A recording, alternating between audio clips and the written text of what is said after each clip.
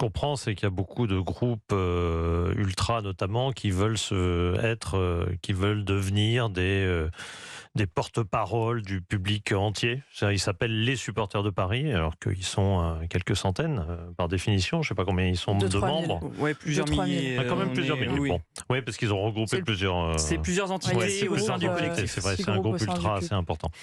Mais bon, déjà, donc là, ils cherchent d'abord à créer une représentativité, ce qu'on peut leur discuter, mais en même temps, ce sont les plus actifs. Donc Oui. évidemment, celui qui gueule le plus fort, en général, a un peu raison et en tout cas prend cette place. Donc ça, c'est le premier fait. Après, est-ce que c'est légitime ?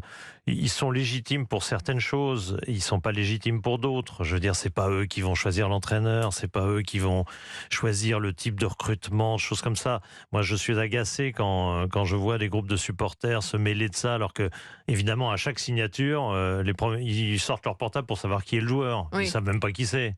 Oui. Évidemment, enfin bon, au PSG quand même, on connaît un peu Oui. les joueurs. Et encore. Il y a que Galactic. Et encore. Lionel Ouais. Messi, on le connaissait. Messi, on le connaissait, mais Nuno Mendes ne connaît pas. Même Hakimi, je suis pas sûr qu'il y en ait beaucoup qui le connaissaient. Enfin, Non. voilà. Franchement, par moment, il y a un moment où il faut arrêter aussi. Mais je comprends l'environnement général, c'est-à-dire qu'il y a un environnement frondeur. Parce que il y a un club qui tient pas son rôle, quoi, qui est pas fédérateur, Oui. qui explique rien. Sur le Stade de France, par exemple, c'est un dossier qui est quand même très intéressant. Il y a visiblement un agenda complètement caché de la part du PSG. Visiblement, sur les échéances et les. Ouais. on ne sait pas du tout ce qu'ils veulent faire, mais pas du tout. Et je pense que eux savent ce qu'ils veulent faire. Et on ne sait pas si c'est rester à Paris, partir de Paris, si c'est tout d'un coup à rester au parc, mais mettre la pression. Mais à ce moment-là, c'est pas très très habile parce qu'en mettant des tarifs qui de toute façon sont inacceptables par le gouvernement français, c'est même pas la mairie de Paris, c'est le gouvernement qui dirait stop. Oui, les domaines estiment le parc à une autre somme, donc terminé, on arrête le cinéma. Donc tout ça n'est pas très compréhensible et je comprends aussi que les supporters comprennent pas bien la direction. Envisageable, pourquoi pas, parce que, comme l'a dit Philippe Doucet, c'est bling bling, c'est le PSG. Même si Nasser El Khelaifi nous a dit la saison dernière que les paillettes et tout ça c'était terminé. On n'est jamais à une surprise près avec ce club. Par contre, pour moi, c'est une terrible idée, hein, franchement. C'est-à-dire il a le nom, ok, il a la légitimité, ok, il aura l'écoute de son vestiaire, ok, il saura gérer les égos. Après, pour moi, Mourinho, il va laisser un cratère à la place du Parc des Princes après une saison carrément. au club. Hein. Franchement, je pense que les 3-4 premiers mois vont à peu près bien se passer. Et puis, à un moment, il va se dire, tiens, et si je faisais une sortie sur mes joueurs en conférence de presse? Tiens, si je faisais une sortie sur ma direction après un match parce que j'ai pas eu tel joueur ou je suis pas satisfait de ça. Donc, Pourquoi c'est un sniper, quoi. C'est-à-dire qu'il est imprévisible et c'est un sniper, il est imprévisible. Et après l'année que vient passer le PSG, je pense que le club n'a pas du tout besoin d'un entraîneur comme Mourinho.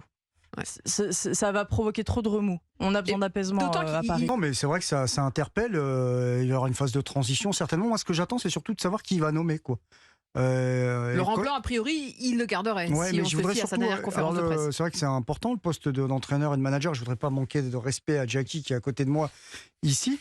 Mais le poste qui est important aussi, enfin, sauf si vous nommez un manager, c'est celui de directeur sportif. Et selon le directeur sportif, dis-moi quel directeur sportif tu es, je te dirai quelle stratégie tu as. C'est-à-dire que si c'est un directeur sportif comme par exemple celui qui est à Monaco actuellement, bon, bah, on sait que c'est pour être une plaque tournante de joueurs et faire du trading, par exemple.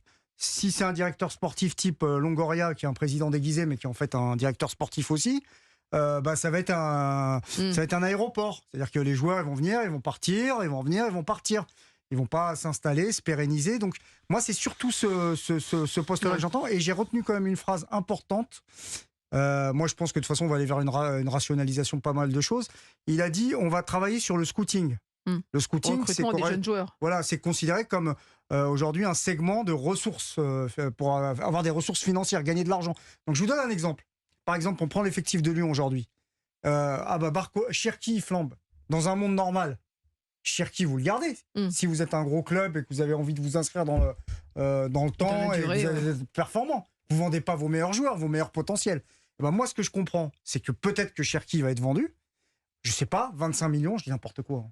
Et puis, on va le remplacer par un joueur qui va en coûter 7 ou 8, en espérant spéculer aussi encore une fois. Donc, si on rentre dans ce système-là, de toute façon, c'est du football business, tout simplement. C'est de la spéculation, quoi. Ouais, alors, vous ferez des résultats, évidemment, puisqu'il y a quand même de la qualité, que c'est un club qui est solide, et puis ça demandera de la qualité, ça dépendra aussi de la qualité du manager. Mais moi, j'ai l'impression qu'on va partir là-dessus.